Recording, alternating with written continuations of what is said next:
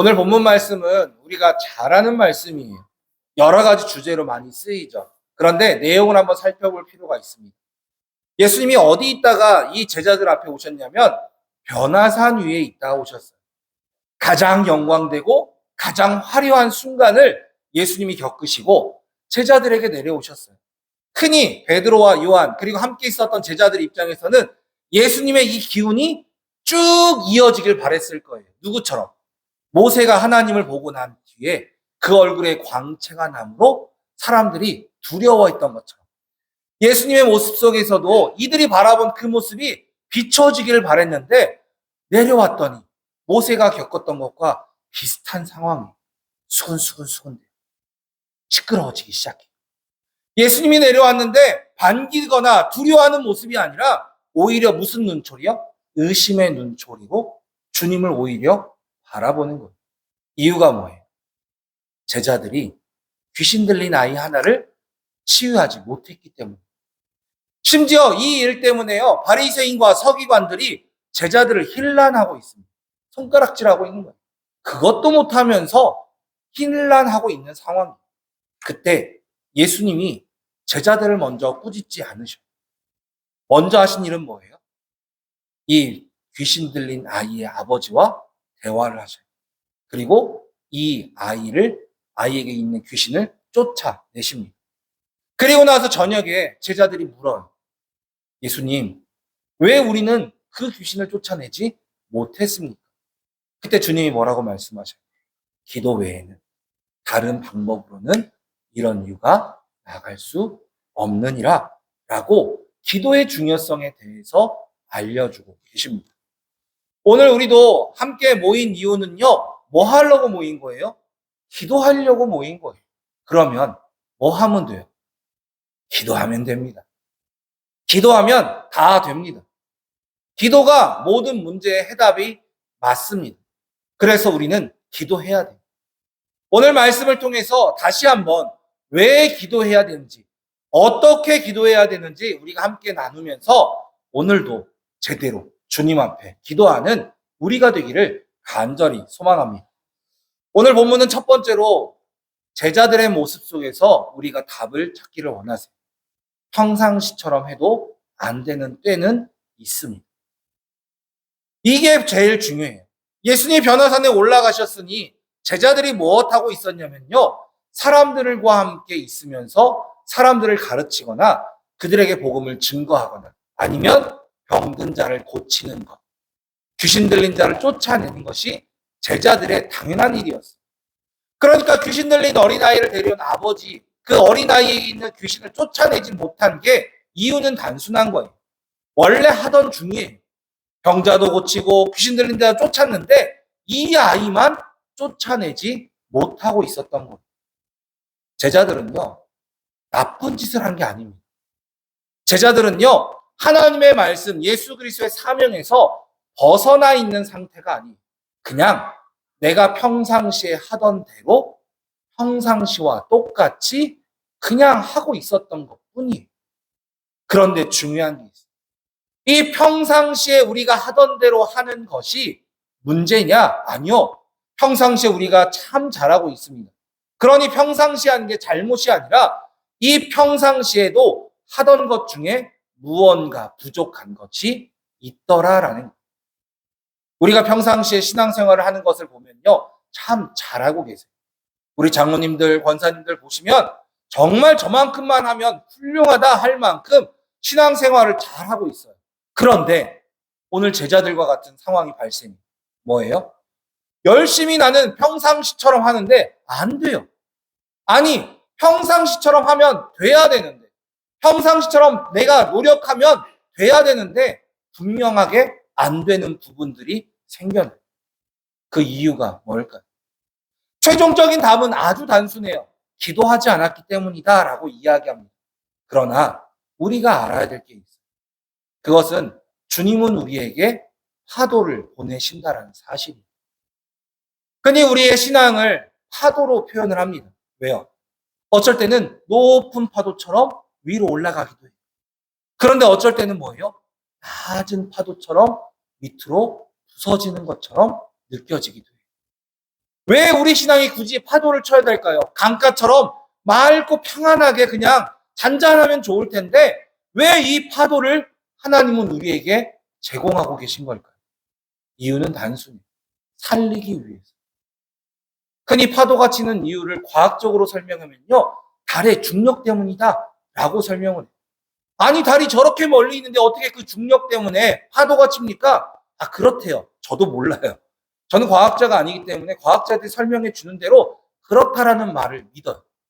중요한 건요, 이 파도가 없으면 바다에 공급되는 산소의 30% 정도가 소멸됩니다. 그러니까 이 바다가 풍성한 이유는 이 파도가 계속 치면서 바다를 살리기 때문이다라고 하는 겁니다. 우리의 신앙도 동일해요. 이 파도 없어도요, 잔잔하게 생활할 수 있을 것처럼 보여요. 그러나 파도가 뭐예요? 우리를 살리시는 거예요. 우리를 다시 살리시기 위해서 이 파도를 보내신다라는 거예요.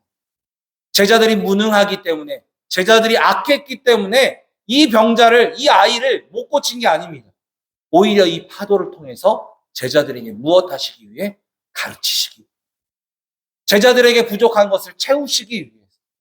제자들에게 연약한 부분을 다시 강건하게 하시기 위해서 주님은 이 일을 우리에게 주셨다라는 사실입니다.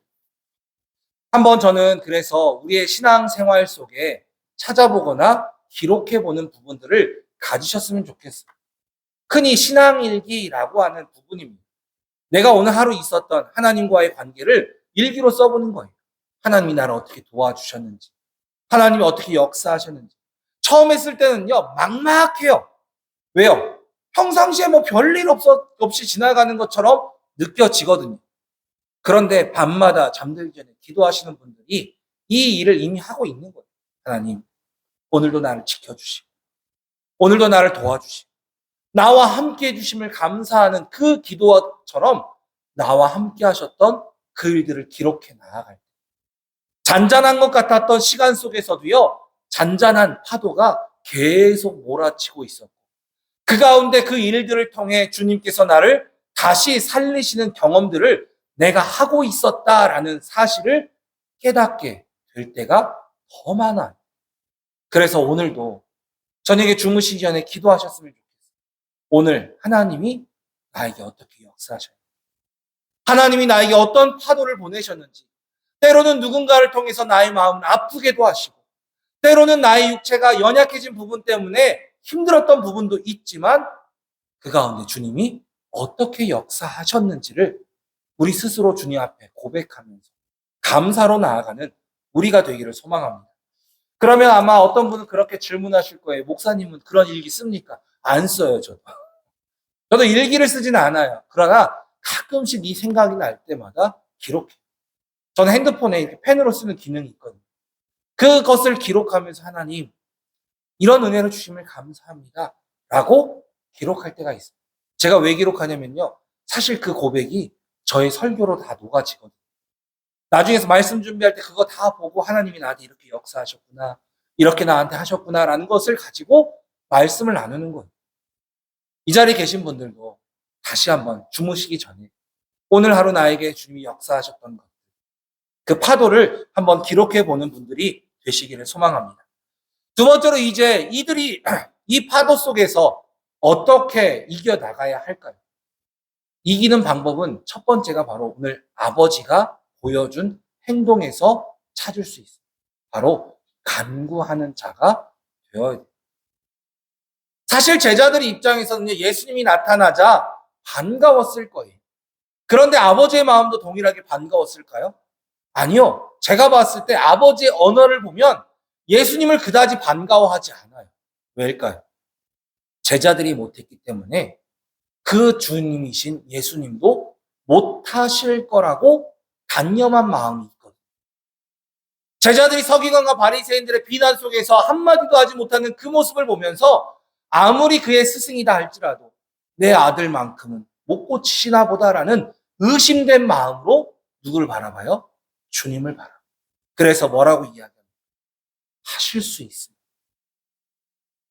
제자들 입장에서 뭐예요? 주님이면 하실 거야. 우리는 못해도 주님은 하셔. 그런데 이 아버지 입장에서는 하실 수 있으면 내 아들 좀 고쳐주십시오라고 이야기해요. 그때 주님이 말씀하시죠. 왜 믿지 못하는? 믿음을 먼저 요구하세요. 중요한 것은 여기서 아버지는 다른 간구를 하기 시작해요. 내 아들 좀 고쳐주시라고요.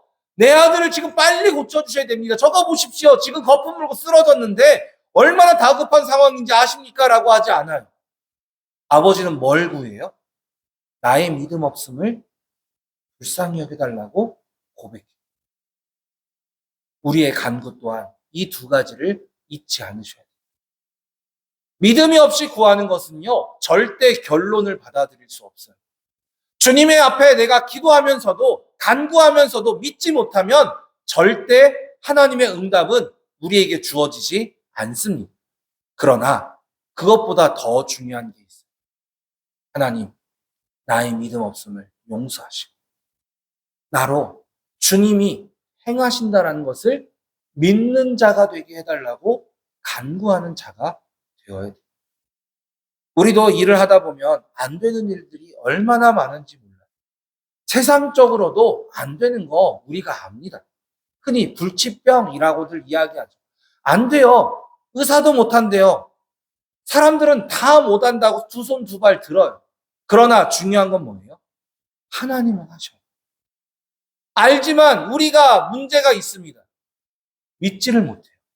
왜요? 사람이 안 된다라고 하니까. 주변에서 안 된다고 하니까, 이건 과학적으로, 문화적으로 안 된다고 하니까 우리는 포기를 쉽게 해요. 그때 우리가 간구해야 될 건 다른 게 아니에요. 하나님, 내가 믿음 없음을 용서하시고 주님이 하실 수 있음을 내가 믿는 자가 되게 해달라고. 내가 주님이 행하실 수 있음을 믿는 자가 되게 해달라고 간구하는 자가 되어야 한다는 사실입니다. 저에게는 거듭 말씀드리지만 치유의 능력이 없습니다. 그러나 간구해요. 왜요? 필요하니까. 아직까지 제가 간구한다고 한 지 한참 지났잖아요. 하나님 주셨어요? 안 주셨어요? 아직도 안 주셨어요. 그러나 저는 의심하지 않아요. 믿어요. 하나님이 필요할 때, 하나님의 영광을 위해서 가장 적절할 때 치유의 은사를 주실 줄 믿습니다. 저에게 필요한 게 아니에요. 누구에게 필요한 거예요? 하나님이 사랑하는 자.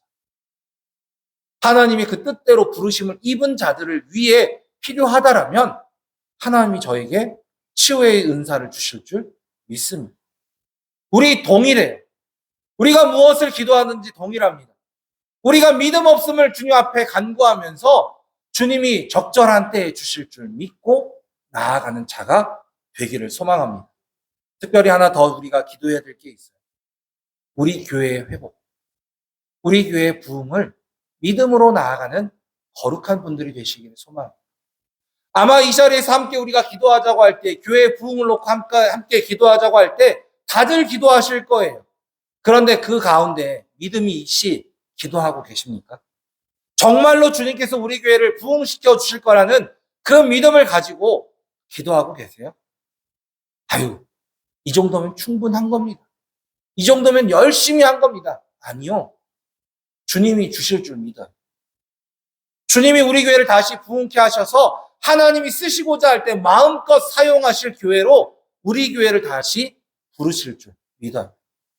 저는 더 나아가서 우리가 한국 교회를 위해서 기도하는 자가 되기를 소망합니다. 왜일까요? 세상적으로 보고 한국 교회를 바라보면요, 이제 틀려먹었다라는 말을 하는 분들이 의외로 많아요. 한국 교회가 썩을 대로 썩었다라는 표현을 하기도 합니다. 알아요. 저도 압니다. 그러나 주님께서 다시 한국 교회를 회복시켜 주실 줄 믿어요. 다시 한국 교회에 주님의 부흥의 시대를 주실 줄을 저는 믿습니다. 왜요? 나는 못해요. 우리는 못해요. 그러나 누가 하셔요? 주님이 하실 줄 믿는 거예요. 그 믿음을 달라고 우리가 함께 기도하는 거룩한 분들이 되시기를 소망합니다. 가장 중요한 게 있습니다. 우리에게 주님은 한 가지 분명한 답을 주고 계세요. 그게 바로 뭐예요? 기도 외에는 답이 없다라는 거예요. 성경을 잘 보면요, 참 재밌는 걸 발견할 수가 있어요. 예수님은 사역을 마치신 후에 밤이 맞도록, 새벽이 이르도록 뭐 하세요? 기도하십니다. 중요한 건 제자들도요, 그 예수님의 습관 따라 가는 그 기도에 따라는 간다라는 사실이에요. 그런데 정작 성경을 잘 보면요, 제자들이 기도하더라 라는 장면이 있어요, 없어요? 없어요. 사복음서를 다 보면요, 이게 참 찾기 힘들어요. 예수님은 습관 따라 기도하셨다, 밤이 맞도록 기도하셨다, 새벽 오히려 미명에 기도하셨다라고 나오는데, 제자들은 분명히 예수님을 따라서 가지만 뭐예요? 기도했다라는 기록이 없다라는 사실. 자신들이 기록한 복음서에 왜 자신들이 기도했다는 내용이 없을까요? 이유는 하나예요. 안 했으니까.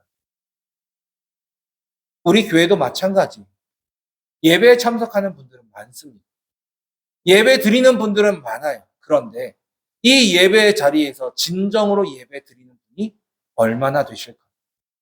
이 예배 자리에서 정말로 기도하는 분들이 얼마나 되실까? 정말로 믿음을 달라고 주님, 나의 이 불필요한 부분들을 허락해 달라고 기도하는 분들이 얼마나 많이 있느냐. 우리는 참여하는 것으로 끝나는 자가 아니라 정말로 기도하는 자로 남기를 소망합니다. 그래서 주님이 말씀하신 거예요. 뭐라고요? 기도 외에는 이런 유가 나갈 수 없다라는.